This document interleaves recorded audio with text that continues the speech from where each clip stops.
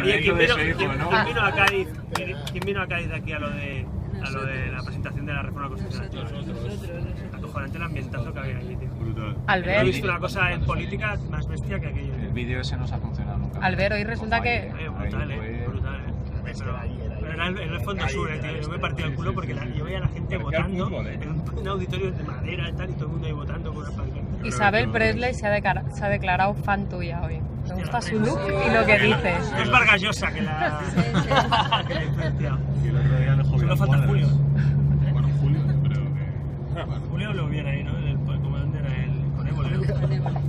Y si no, el te lo organiza, tú tranquilo. Julio, hostia. Isabel con sus Ferrero Rocher. Un momentazo de Julio. Que coja el jet y venga desde Miami.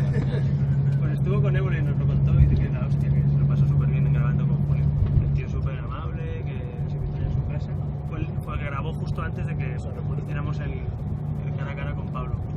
Nos lo estuvo contando y dice que habían ido ahí a buscar otra cosa y dice, coño, nos ha salido un programa entero prácticamente y no la introducción.